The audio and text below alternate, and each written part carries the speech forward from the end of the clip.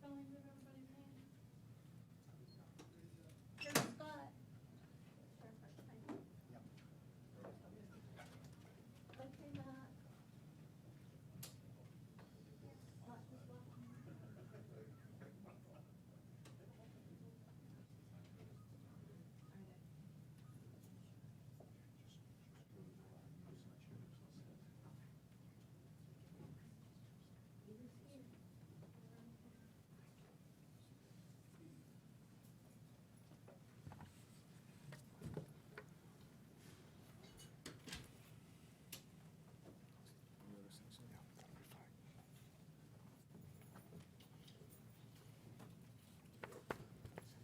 Good morning, folks. Thank you for coming to be with us while we update you about this horrific event.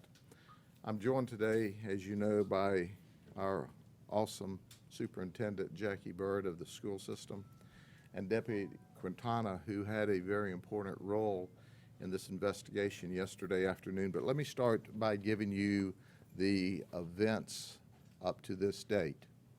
It started as a typical Thursday afternoon. The children from the middle school got off of the school bus and the school bus drove away. Deputy Quintana's 11-year-old daughter had called him on the phone and said, "Hey, Dad, I'm off the bus. Would you come pick me up?" And he said, "Sure." And about that time, the 11-year-old starts screaming into the phone, telling her dad that some kids had been injured, had been run over by a car.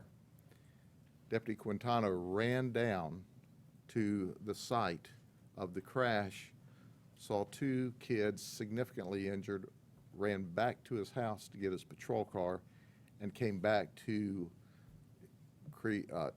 provide first aid until EMS arrived.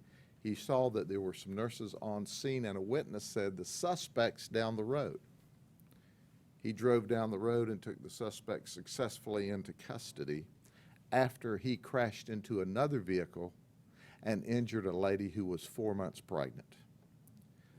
What we learned as soon as we got control of the situation, there wasn't just 2 children injured, there were 5.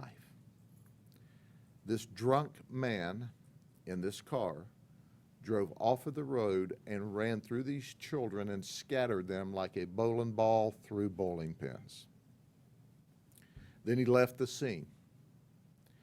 And as he got down the road a ways, he had another crash and injured the lady that was pregnant. He was taken into custody.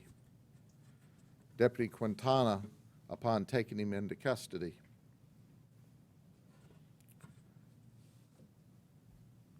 told him, he said, "Do you know what you did?" And he said, "Well, I ran into this car." And he said, "No, you just run over 2 kids.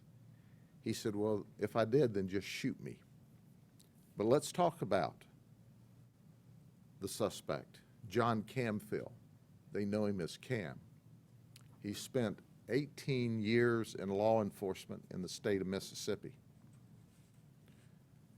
He had an alcohol problem. I talked to one of the sheriffs that he worked for. He worked for police departments and sheriff's offices. And the sheriff said, "I've been in law enforcement a long time," and he was one of the very best detectives we ever had. He was an awesome interviewer. He knew how to put together good criminal cases. But he had a problem. Alcohol, the bottle. We checked, we found out that he's worked for 10 different law enforcement agencies in Mississippi between 1994 and 2012 when his career ended. He used to brag that John Camfield said that he and Captain Morgan's had a special relationship. Rum was his drink of choice. The detective started the investigation. He refused the breathalyzer test. As the investigation was ongoing, he was critiquing the traffic homicide detectives. He was critiquing their steps that they were taking and complimenting them that you guys know what you're doing around here. When he refused the blood draw, so we obtained a search warrant. We had him down at the jail, and he was kind of lighthearted about all this. And Greg Gorick, who is our lieutenant, knew him because after he came here, he was at one time the director of public safety for the old Cypress Gardens. And Greg said, Cam, you don't seem to understand what's going on here. You ran over 5 kids. And one of them is exceptionally critical condition. We don't know if he's going to survive. And he said, well, if that's the case, just put me under the jail. He then agreed to a breathalyzer in addition to the blood draw, and 7 hours after the crash, he still read a .14, almost double the limit. 7 hours after the crash. Well, John Camfield's right. We didn't put him under the jail, but we put him into the jail, and our goal is that he never, ever, ever gets a chance to drive a car or walk around a free person again.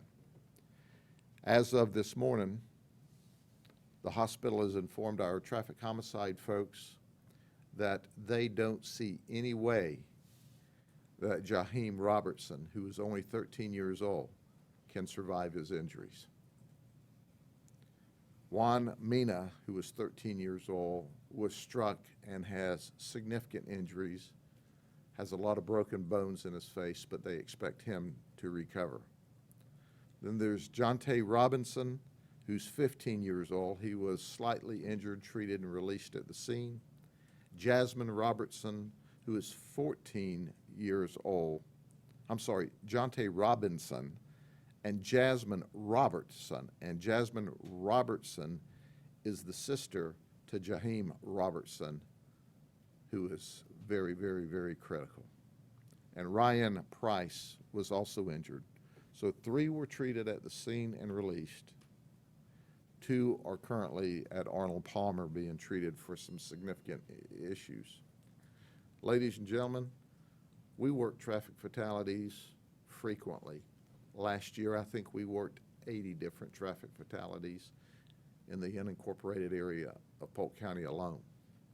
And every one of them are tragic. But not one of them last year rises to the level of the total disregard for human life that John Camfield created when he drove totally drunk, totally reckless, totally out of control, and run over those children. That could have been your children or my children or grandchildren, millions of children across this nation yesterday afternoon and this morning and this afternoon are going to be standing beside the roadway to get onto or off of a public school bus. And these kids weren't in the road. They weren't misbehaving. They weren't cutting up. They were just being middle school children on their way home. Jaheim didn't make it home, and Juan didn't make it home. Now, before the superintendent, who was out most of the night and was back at the schools early this morning, talks to you, I want you to hear from Deputy Quintana. If you notice when he walked in the room, he doesn't normally walk like that, but he can testify after you run a few blocks barefooted that it's kind of rough on your feet. So we're not even going to let him work tonight as much as he wants to. He's got to go home and heal up a little bit himself. But he did what a deputy should do, and he certainly did what every father should do. Tell him what you know. Yes, sir, Sheriff. Thank you. How you doing? Yesterday, I received a phone call from my daughter, as I always do. When she gets off the bus, we have a routine. She calls me to make sure that I'm home and that I'm going to be able to go pick her up or watch her walk to the house. As I was talking to her yesterday, she asked me to pick her up. I was in bed. I said, okay. Literally about 3 seconds later, she starts screaming frantically, Dad, Dad, help me, Dad, I need your help. And I assumed the worst. I got out of my bed and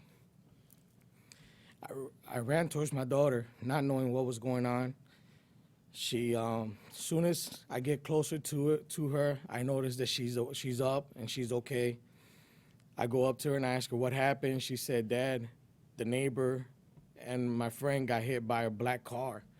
I was like, okay, at which point I switched from being a father to doing my job. I assessed the situation. I saw that the two kids were pretty injured. I noticed that one of the kids was bleeding profusely through his face. I asked him to sit down, at which point other parents arrived on scene, and I ran back to my home where my patrol car was located. I grabbed my car because inside the trunk we carry our first aid kit. As I got home, I didn't have any shoes. I yell at my wife, ask her to give me some shoes. She throws me some sandals and the keys to my patrol car, and I immediately go back to the scene. Soon as I made it back to the scene, I observed that there was a nurse. There was two nurses on scene, one on each child, trying to treat them. One of the people that were there, I didn't catch her name. She advised me that the guy that did it was down the road. I then get back into my vehicle and I drive up to where he was supposed to be located. As soon as I get on into the road, I observed that the vehicle had crashed into another vehicle and the driver had stumbled out of the vehicle. I parked right behind the vehicle with my emergency lights on, and I immediately detained the subject, the suspect of the vehicle crash. Once I did that, I advised our dispatchers that the subject was detained and that we needed additional rescue services for the female that was on scene. I then waited on scene. An officer from Winter Haven arrived. He assisted me with traffic control and allowed me to sit down for a little bit because my feet were hurting a little bit at that time. At which point, traffic units arrived and they assumed the investigation. They assumed my part of it and took the subject into their custody, and I was relieved.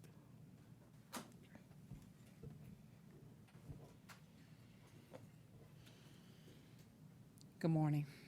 It is truly sad for us in our community and our county.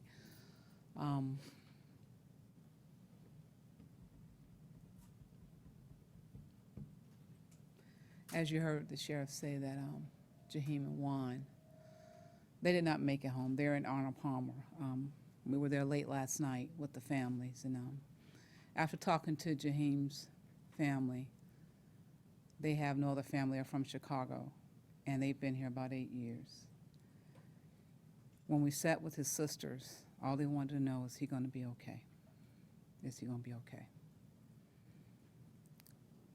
I'm at a loss for words this morning. This is truly tragic for us. But to have a driver not even care about what happens and keep going, that should never happen when children are doing what they're supposed to do. They got off the school bus. They were going home. They did everything right. And they were going home. And for him to drive and leave them on the side of the road as if they were not even there, they were nothing.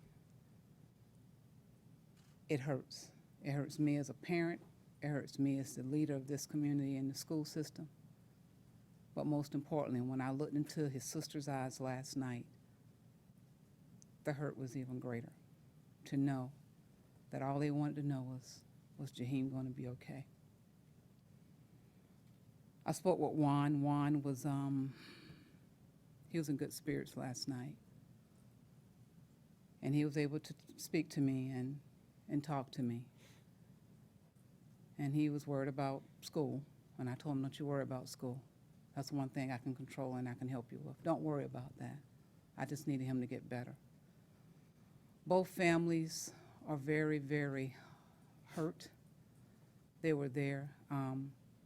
They had not eaten last night, so we made sure the sheriff's office and our office made sure they had something to eat last night so that they can take care of themselves.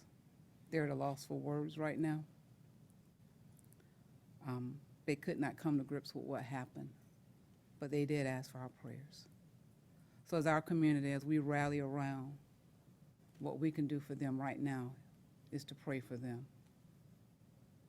And let's just uplift them and let's pray that those siblings, Jaheim's sisters, can find that answer that they need, because they're wanting to know if he's coming home, if he's going to be okay. Any questions? What time did the actual incident happen? About 5 p.m. yesterday afternoon. Why so long to notify the media?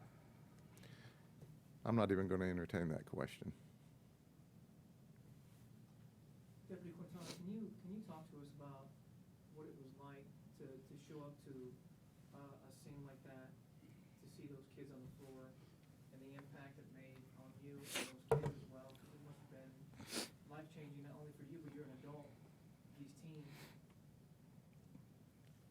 Honestly, I mean, I've been doing this job for almost 4 years, and I've seen a lot. I've been involved in a lot.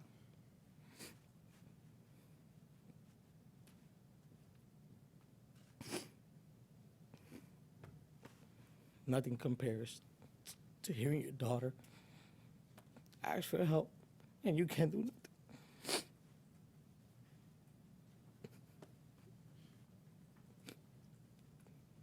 Any other questions? Can you just talk about the fact that this was another law enforcement officer or a former law enforcement officer? You know, when Deputy Quintana arrested him, he actually made this statement about, give me some respect. I'm a law enforcement officer. Well, no, you're not a law enforcement officer, and you deserve any respect at all. Because law enforcement officers don't act like that.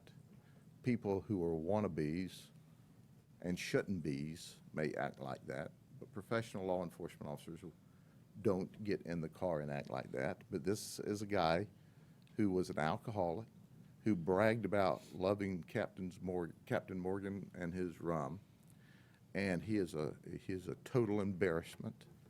And Deputy Quintana arrested him. Our traffic homicide people have him locked up, and that's where we intend to keep him, hopefully for the rest of his life. So he's put people in jail. Now he's going to get to see it from the other side. And is this his vehicle right here? This is his vehicle.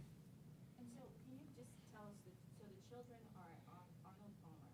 The children are at Arnold Palmer Hospital right now, Jaheim and Juan.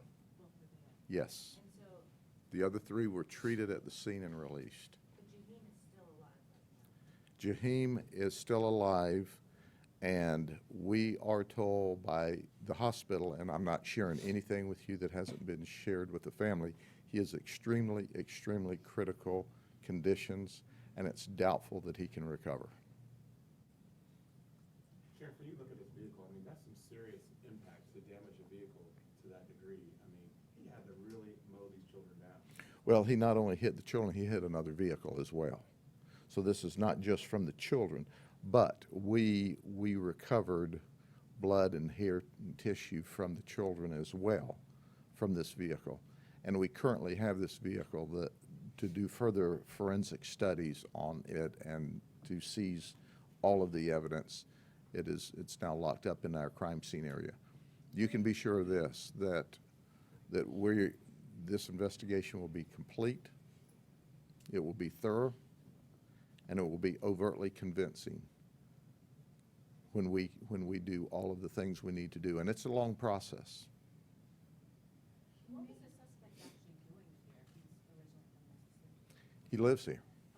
He lives here now. He's been back and forth, but he lives here. How long has he lived in Poinciana? He's lived in that area. I don't know how long, but he actually lived here, and I understand that he went back to Mississippi. He's got arrest there. He's been arrested for DUI and driving on a suspended license there.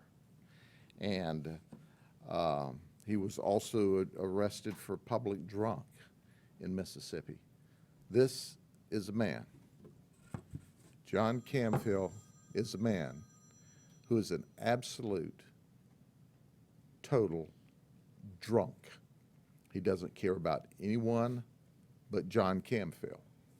He didn't care about those children he ran over. He didn't care about that pregnant woman whose vehicle he ran into. He's had other law enforcement agencies. I had the one sheriff said, we tried and tried and tried to help him because he was a very competent law enforcement. Hold on a second. You want me to answer that phone for you? Let me say it again. The sheriff told us he was a very competent law enforcement officer when he was sober. He said, we tried and tried and tried to help him. But he was more interested in himself and his drinking and his alcohol than he was in his job, his employers, these children. This is a classic case. You're looking at the guy that needs to be in prison for the rest of his life, because if he's not in prison, the community around him is not safe. And we're going to do everything we can to accommodate him with a very long prison sentence. Was he fired because of his drinking? He's worked for 10 different agencies. They shuffled him around. And certainly when y'all dig into the aftermath of talking to all of them, you can probably get a better history. We just made a couple of quick phone calls this morning and found out this much. It appears on his Facebook page that he was getting married. In August, he told them he was getting married. He was getting married in August. If I was his fiance, I would scratch that date.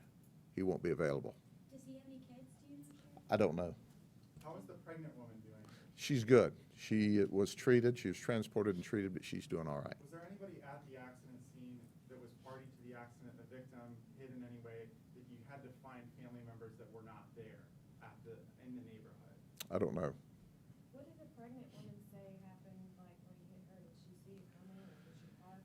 I don't have those details. Quite frankly, she didn't have significant injuries. She was treated and released, and she as significant as any crash like this is, she wasn't the focus of our minute details at that time. It was the children and the previous crash. And as Deputy Quintana didn't tell you, but John was so drunk that he fell into the deputy's patrol car and dented the car up. Maybe he didn't catch this, but was he speeding? We don't know. That will be information that's developed during the traffic homicide investigation. We've taken all the measurements, but he was driving fast enough to totally devastate children's lives. Deputy, how close were you to this, or are you to the scene? How long did it take you to get there? It only took me approximately a minute. As soon as my daughter started screaming, I got up and left my home. I lived at the end of that road, so I got there pretty quick. And it's also important when he says he got out of bed, he works midnight shift. Yeah. So it's not like he was lounging around. Deputy Quintana, how shocking was his demeanor to you as a law enforcement officer? I mean, this guy had no remorse, seems like. I treated him with the utmost respect that we can during the circumstances, but I didn't care. I didn't care who he was at that time. Was he crying at his children? I'm sorry? It seems like your child went to school with these kids. Did you know these children personally? Yes. Every morning I drop off my daughter. Every morning I see those kids. Every afternoon I pick up my daughter. Every afternoon I see those kids. Do you know a little bit about some of them that you can share with us? I only know that one of the kids is my next door neighbor, and I'm very close with his father, his family, and he was one of the kids injured. So I've been in touch with them the whole night, and like the sheriff said, he's doing well. And did your daughter say they saw or did they hear the car coming or it was just out of nowhere? No, my daughter said she didn't see anything. She didn't hear anything. Only when the car hit them and the kids flew. Is what she described to me. And for the kids at the scene, are they gonna be going through counseling, not just the ones that were there, but also just at school?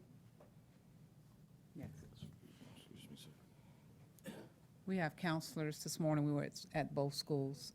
We have counselors at the schools this morning. They'll be there all day today, and if we have to return on Monday for them, we will. We've also offered, when we were there last night, counseling to both families if they need further counseling for any of the family members. Ms. Bird, all 5 students went to the same middle school. That had to impact the entire school.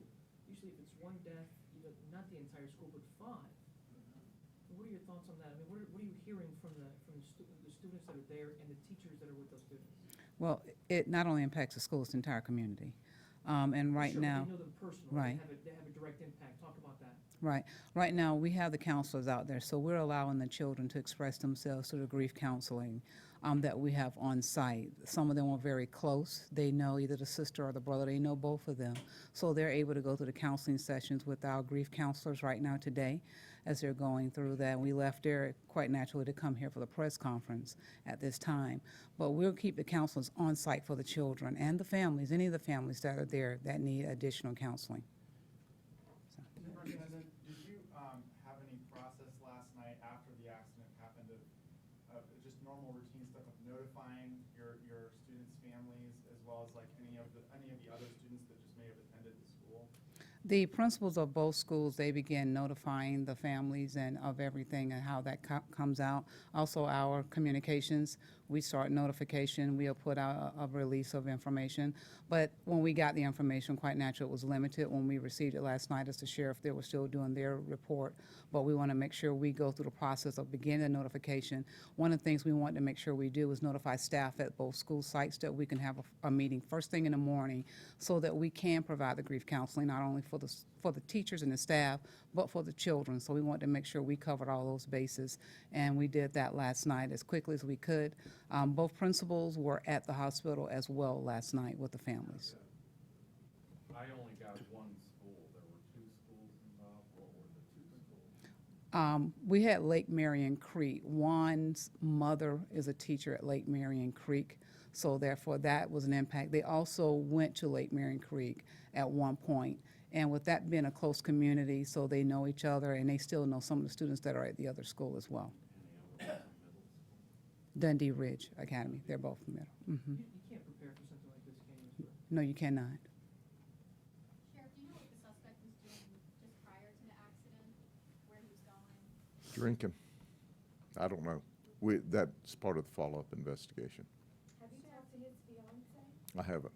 Sheriff, your message to him and people driving and doing these kind of things, you always have a really good statement you Yeah. put out. If I missed that earlier, I apologize.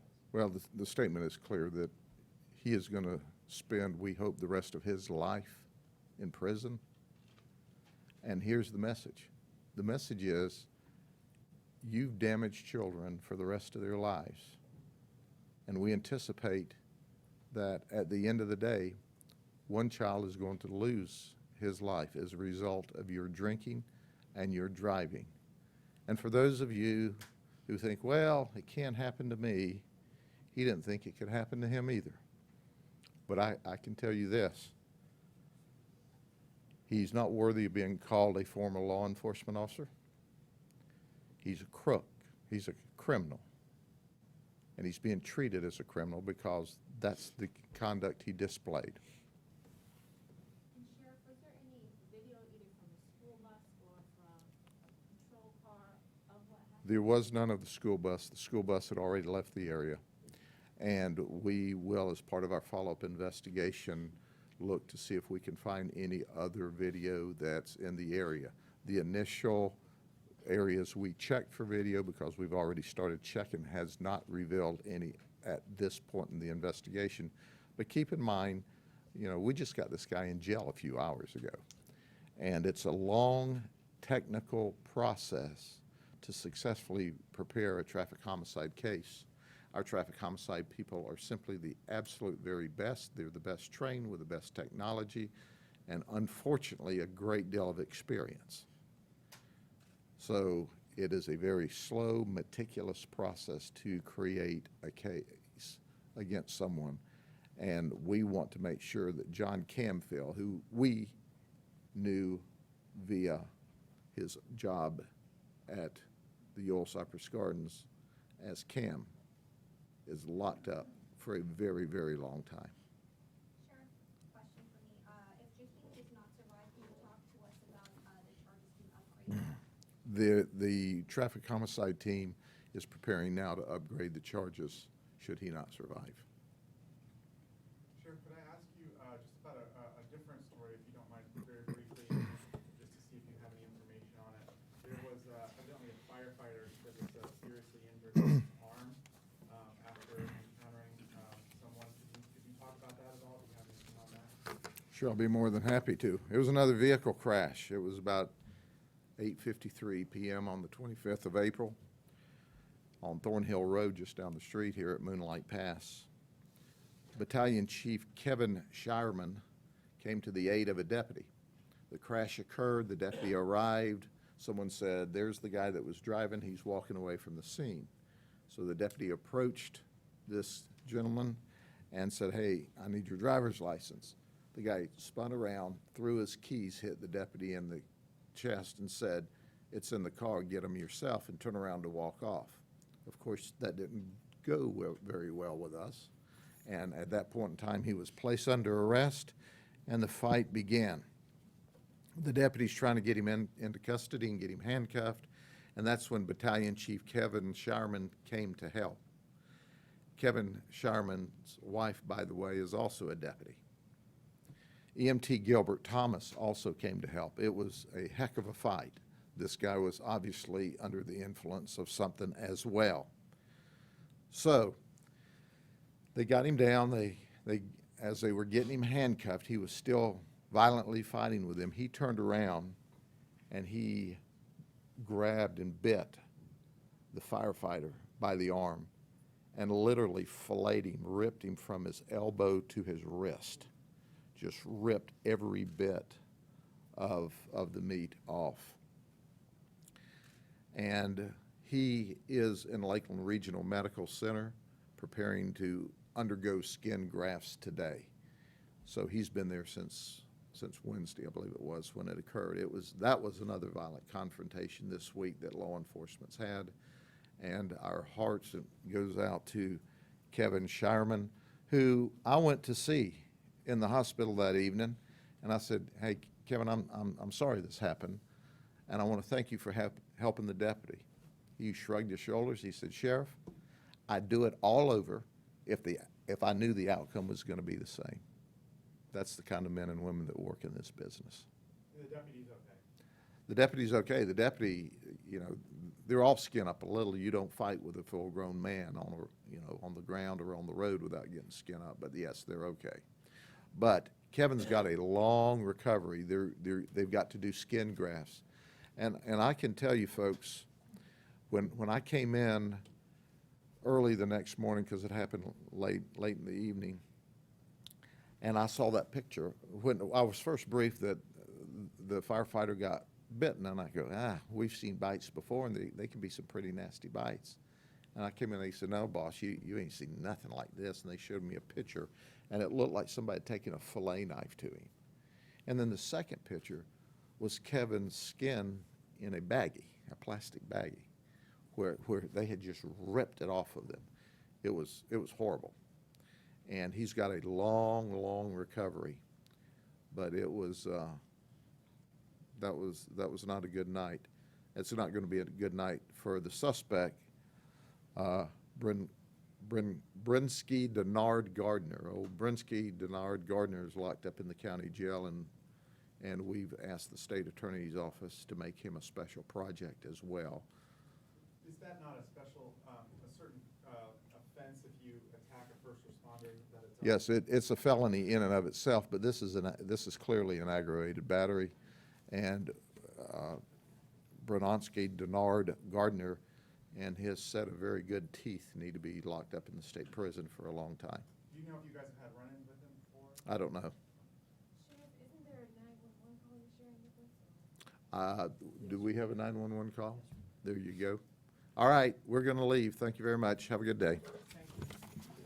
Anybody wants the affidavit on this one, send an email to swilder@polksheriff.org and I'll send you the affidavit.